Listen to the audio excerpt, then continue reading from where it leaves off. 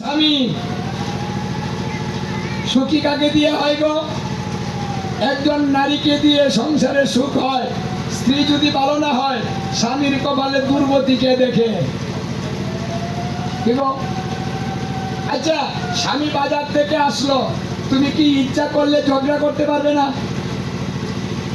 আসার সঙ্গে সঙ্গে ঝগড়া লাগিয়ে দিবে, একেবারে খাওয়া দাওয়া বন্ধ করে দিবে, পারবে না? পারবে। আচ্ছা, আসার সঙ্গে সঙ্গে সে যত পরিশ্রম করেছে, আসার সঙ্গে সঙ্গে তার সমস্ত পরিশ্রম আপনি ভুলিয়ে দিবেন, মনেই নাই যে পরিশ্রম করে আসলো। এটাও কিন্তু মায়েরা পারবেন? পারবেন না। তাহলে সুখ এবং দুঃখ সবকিছু মায়েদের হাতে।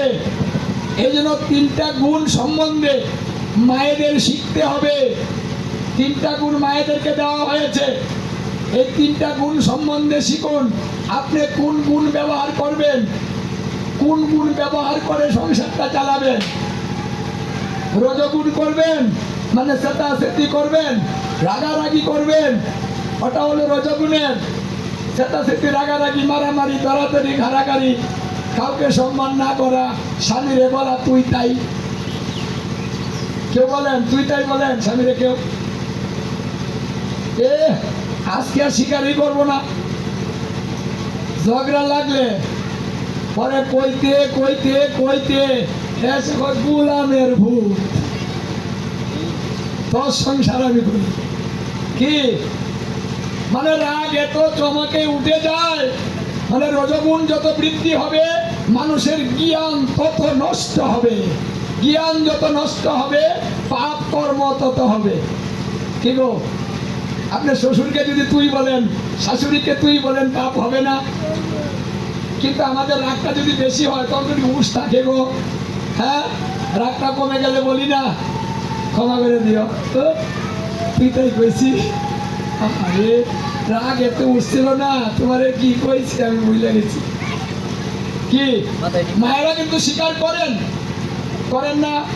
স্বামী কয় দা আর কইস না, মাফ করে দেয়। আচ্ছা, মাফ করে দিলে কি মাফ হয়? দুদিন পরে আবার কয় কত মাফ করবো। এইভাবে সংসার চলছে। তাহলে কি করতে হবে? গুণটা জানতে হবে, রজগুণ থামাতে হবে। রজগুণ এবং তমগুণ দুটা গুণ থামাতে হবে, আর সৎগুণটা বাড়াতে হবে। সৎগুণ যত বাড়বে সংসার তত সুখী হবে, আপনি নিজেও সুখ পাবেন।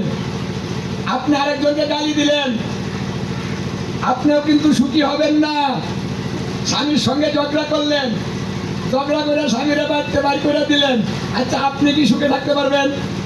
স্বামী বাড়ি নাই, রাগ করে 2 দিন আসে না, আচ্ছা মন খারাপ লাগবে না? রান্না বাড়া করে খাইতে মন চায়, তো ওদের রাগারাগি করছিলাম, কই যে গেল হন আয় না, অমুকে দেখছো গো, কি খোঁজ নিতে মন চায় না? হ্যাঁ, কারণ সংসার ভালো লাগে না, খেতে ইচ্ছে পড়ে না, আমি কিন্তু কষ্ট পাচ্ছি। তাহলে লাভটা কি বলুন? তাহলে পরিবর্তনটা হন না, নিজে সুখী হন, আরেকজনকে সুখী করেন, তাহলে তো ভজন করতে পারবেন। নাহলে ভজন তো নষ্ট হবে। মন যদি বিক্রিয়া হয়, ভজনই কি তাহলে হয়? কি গো, ঝগড়া করলে মন ভালো থাকবে, মন বিক্রিয়া হবে, ব্রত করতে ইচ্ছা হবে, ভাগবত শুনতে মন চাবে, এখানে বসে থাকতে ভালো লাগবে, কিচ্ছু ভালো লাগে না যদি মনটা বিক্রিয়া হয়ে যায়। এই জন্য মনটাকে শান্ত রাখতে হবে। শান্ত রাখতে হলে ব্যবহার করতে হবে সদ্গুণ।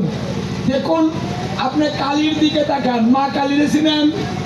চিনেন? আচ্ছা, মা কালীর জিহ্বায় এই কি দিয়েছে? জিহ্বায় কি দিয়েছে?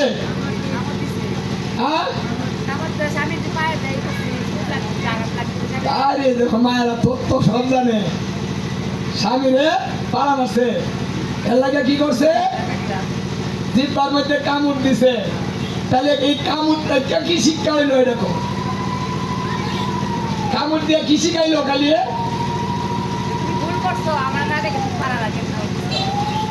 কামড়। হ্যাঁ, আচ্ছা দাঁতটি কি? দাঁতের কালার কি? সাদা। জিহ্বার কালার লাল। তাহলে কাম উঠতেছে কারে দিয়া? সাদা দিয়া। তাহলে রজগুণ বেড়ে গিয়েছে। হ্যাঁ, নিচের দিকে মাথা নেই, ঊর্ধ্বে মাথা গিয়েছে। রণে উঠেছে কালী, তরবারি হস্তে অসুর দমন করার জন্য উপরের দিকে তাকিয়ে তাকিয়ে সামনে যা পাচ্ছে সব শেষ করে দিচ্ছে। কি এর আগে তো তাই হয়। এই জন্য তো মানুষ বলে রাগ উঠলে মাটির দিকে যা, মাটির দিকে যা। যে পর্যন্ত মাটির দিকে না তাকাবেন, নিচের দিকে না আসবেন, সেই পর্যন্ত আপনার ক্রোধ কিন্তু নিচের দিকে আসবে না, ওটা নিয়ন্ত্রণের বাহিরে চলে যাবে। মা কালী কি করলেন? সাদা দিয়ে রজগুণকে চাপা দিলেন। আমাদের শিক্ষা, ও মায়েরা তোমরাই তো বেশি, বাবারা তো 205 জন, তোমরাই বেশি, তাই তোমরাই বেশি বেশি করি। এই সংসার মাঝে মাঝে রজগুণ বৃদ্ধি পাবে, মাঝে মাঝে তমগুণ চলে আসবে। যখন এই দুইটা বেড়ে যাবে তখনই সত্যগুণ ব্যবহার করতে হবে। চাপা দিবেন, সত্য দিয়ে চাপা দেন দুটাকে, খালির মতো চাপা দিয়ে থামিয়ে দেন। হ্যাঁ, ভুল করলাম। হ্যাঁ, সদ্গুণ যখন মাথায় আসবে তখন আবার বুঝতে পারবো আমরা কোথায় ভুল করেছি। যখন এটা বুঝতে পারবেন, সঙ্গে সঙ্গে যার কাছে ভুল করলেন তার কাছে গিয়ে ক্ষমা চাইতে, সে যেই হোক। তাহলে দেখুন, এই যে 3টা গুণ আপনারা ব্যবহার করেন, তার কিন্তু সামাজিক, বৈজ্ঞানিক এবং আমি কি বলেছি,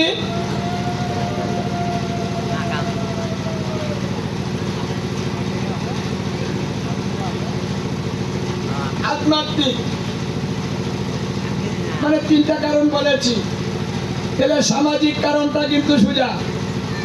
আমি হাইটা যাব, সবাই আমাকে দেখবে, বলবে এই মেয়েটার বিবাহ হয়েছে। এটা কিন্তু সামাজিক কারণ। এ থেকে কিন্তু মায়েদের নিরাপত্তা আছে, নিরাপত্তা আছে না? একটা মেয়ের বিবাহ হয়েছে, তার সাহসটা বেশি না? কি গো মায়েরা, যখন বিবাহ হয়ে যায় সাহসটা বেড়ে যায় না? আর যখন বিবাহ হয় নাই তখন সাহসটা কমে যায় না? ভয় করে না, একা একা যাবো? হ্যাঁ, আর এখন মায়েরা কয় আরে আমার কোনো ডর নাই, যা একাই যাবো। হ্যাঁ, মানে পাওয়ার হয়েছে। আবার কেউ কিছু বলে না, কেন বলে না? বিবাহ হয়েছে না, কি এর জন্য কিন্তু সহজে কিছু বলে না, বলে। কিন্তু অবিবাহিত হলে সহজে একটা কথা বলে দেয়। তাহলে সামাজিক ভাবে কিন্তু আমাদের এই কালারগুলায়, চিহ্নগুলায় একটা ভালো সাপোর্ট করতেছে, কি বলেন, একটা পাওয়ার দিচ্ছে। তারপরে মানুষের যে রক্ত উৎপন্ন হয় 3টা কালার থেকে, এটাও এই 3টা কালার থেকে রক্ত উৎপন্ন হয়। এই জন্য আমাদের এই 3টা কালার কিন্তু গুরুত্বপূর্ণ। এগুলো এমনি এমনি দিয়ে রাখেন নাই, মাহাত্ম্য আছে। তাই এই শিবরাত্রিতে দেখুন এইগুলোর আবিষ্কার হয়েছে। এটাও কিন্তু সেই দিন, শিব চতুর্দশী। তাহলে আজকের যে দিন বা রাত্র শিবরাত্রিটা, এটার কিন্তু গুণান্বিত অনেক বেশি। এই জন্য এটা পালন করার জন্য সবাইকে চেষ্টা করতে হয়। 8 বছর বয়স থেকে ব্রত ধারণ করার বিধান। যে কোনো ব্রত করবেন, সেই ব্রতগুলো 8 বছর থেকে শুরু করতে হবে। মানুষের 7 বছর পর্যন্ত পাপের ক্ষমা করা হয়। হরে কৃষ্ণ জানেন না? তখন আপনি বলবেন আমি উঠে পারবো, এখন আপনার বেলা, আপনার এখন যায় না।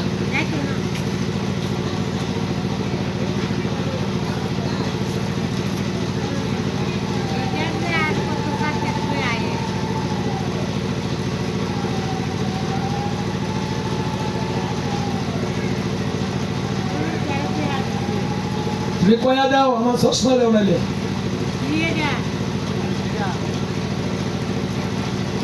না, হরে কৃষ্ণ কি বলছিলাম?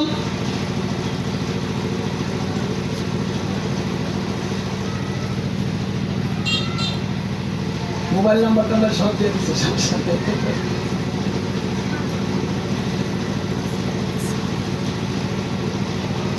রাধে রাধে।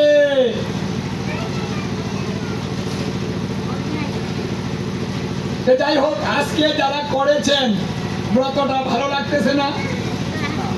ব্রতটা করে যারা এখানে বসে আছেন, এখানে এমন কেউ আছেন যে এখনো জল নেন নাই?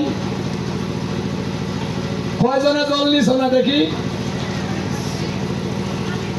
1 2 3 4 5 6, মানে 6 জনে জল নেও নাই। আর কেডা কেডা ব্রত করো নাই? হাত তুলো তো। কেডা কেডা করো নাই? এই যে আরেক কথা, দুটা না বললেই নয়। ব্রতটা দুদিনে হয়েছে, কালকে করেছেন। এই যে সমস্যাগুলো হইলো আরেকটা, ব্রতের নিয়ম কানুন গুলো আগে জানতে হবে। কালকে কখন লেগেছে? ব্রতটা কিভাবে করলেন? দশমী বিদ্যা একাদশী করিতে নেই, সপ্তমী বিদ্যা অষ্টমী করিতে নেই, ত্রয়োদশী বৃদ্ধা চতুর্দশী করিতে নেই। লাভের চাইতে ক্ষতি বেশি। ব্রত করছেন যার জন্য তিনি রুষ্ট হচ্ছেন, খুশি হচ্ছেন না, কারণ আপনার ব্রতই হলো না। ব্রতের নিয়মগুলো শিখতে হবে। এই জন্য সূত্র আচার থেকে শিখুন। এগুলোর নিয়ম পদ্মপুরাণে আছে, ক্রিয়াসার খণ্ডে আছে, হরিভক্তি বিলাসে আছে। আপনি এখান থেকে শিখতে পারেন। হরিভক্তি বিলাস তো এমন কিছু না যে না ওটা মিলে না। পদ্মপুরাণটা হয়তো একটু কষ্টসাধ্য মিলাতে, টাকাও লাগে অনেক, কিন্তু হরিভক্তি বিলাস তো খুব টাকার প্রয়োজন হয় না, যেটা আমার মহাপ্রভুর আদেশে সনাতন গোস্বামী নির্দেশে দিক নির্দেশ আর গোপাল ভট্ট লিপিবদ্ধ করেছেন। সেই হরিভক্তি বিলাস থেকে আপনারা সিদ্ধান্তটা নিতে পারেন ব্রত কিভাবে করবেন। কষ্টই যখন করবেন তখন নিয়ম করে করতে হবে। আপনারা গুরু ধরেছেন, গোস্বামী মত লেখা আছে কি? গোস্বামী মতটা হচ্ছে গুরুদেবের মত। হ্যাঁ, মানে গুরুদেবের যে মত, সর গোস্বামীর যে মত, আমার মহাপ্রভুর যে মত, সেই মত হচ্ছে গোস্বামী মত। আমরা কলিযুগের মানুষ, আমাদের এখনের আইন, আমাদের প্রযোজ্য সত্যযুগ, ত্রেতা যুগ, দাপর যুগের আইনের আমাদের কোনো প্রয়োজন নেই। ওই আইনে আমরা চলবো না, ওই ধর্ম আমরা করব না। এবারের আইন কানুন দিয়ে আমাদের ধর্মটা করতে হবে, ঠিক না? মানে যখন যেটা প্রযোজ্য সেটাই করতে হবে। তাহলে এখন আমাদের আইন কানুনটা হচ্ছে এতে ত্রয়োদশী বৃদ্ধা অষ্টমী করিতে নেই। কালকে বিকাল 4:17 পরে চতুর্দশী লেগেছে। আপনি ব্রতটা কি করে দিনে করলেন? আচ্ছা, তারপরে আজকে সারাদিন কিন্তু চতুর্দশী আছে। 6:01 আজকে শেষ হবে। এই জন্য গোস্বামী মতে কোনটা লাভজনক, কলিজীব বেশি তো করতে পারবে না। এই জন্য তার ব্রতটা যেন সঠিক হয়, কষ্টটা যেন সার্থক হয়, তার জন্যই কিন্তু মহাপ্রভু এই নির্দেশ করে হরিভক্তি বিলাসটা করালেন, যে সহজেই যেন মানুষ ব্রতগুলা ঠিক মতো করতে পারে। এই জন্য গোস্বামী মতে পড়াহে লেখা থাকে, যে মতটা গোস্বামী মতে পড়াহে লেখা থাকবে সেটা করবেন। আর যদি আপনি স্মার্ত বিধান মানেন, স্মার্ত বিধান, যারা গুরু ধরেন না, স্মার্ত বিধানে চলেন, গোস্বামী মত না, তাদের সম্বন্ধে আমার কোনো কথা নাই, যা মন চাই তাই করেন।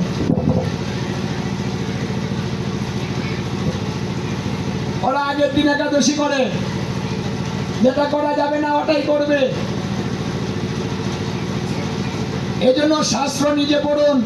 এটা আধুনিক যুগ, শাস্ত্র এখন কঠিন ব্যাপার নয়, কিনতে হবে না। ইন্টারনেটে গুগলে সার্চ দেন, গুগলে সার্চ দিলে আপনি শাস্ত্র পেয়ে যাবেন, সেখান থেকে খুঁজে নেন কার কথাটা সঠিক, কোনটা ভালো কোনটা মন্দ বাছাই করুন, তারপরে পড়ুন, দেখবেন আপনার নিজেরও কল্যাণ হবে আর জগতেরও আপনি কল্যাণ করতে পারবেন। দেখা দেখি শুনে শুনে ধর্ম আর কদিন করবেন? সারা জীবন শুনে এলাম অমুকে বলছে হমুকে বলছে, কেন অমুকে আর হমুকে বলে দিব আর আপনি চলবেন? এবার কিছু নিজে দেখেন না, অমুকে আর হমুকে কি বলেছিল সারা জীবন। এখন আমরা দেখি তো ঠিক আছে কিনা, নিজে দেখুন, দলিল আছে, দলিলটা দেখুন। তাই আজকে যারা করেছেন তারা গুরুদেবকেও বাঁচিয়েছেন, কারণ মন্ত্র মুক্তাবলী গ্রন্থে বলছে শিষ্য যত পাপ করে সমস্ত পাপ গুরুতে পড়ে। তাহলে গুরুদেব কিন্তু মহা বিপদে। ব্রত যদি উল্টা পাল্টা হয়, উল্টা ক্রিয়া হবে, সেই ক্রিয়াটাও বসবাস শেষ করে দিচ্ছেন। মানে আমার চলে যেতে হবে, শুনে যে কোনজন জেনে করবেন, না জেনে কষ্ট করবেন না। শুধু শুধু কষ্ট করার তো মানে নেই। হরে কৃষ্ণ। তাই সকলের কল্যাণ হোক। যারা ভুল করেছেন এবারের মতো ক্ষমা করে দেওয়া হোক। দেবাদিদেব মহাদেবকে বলছি, যারা বুঝে নাই, না বুঝে করেছে ক্ষমা করে দাও। হ্যাঁ, আর ভালো করে যেন করতে পারে সেই কৃপাটাও দিয়ে দাও। আসুন আমরা আজকে সকলে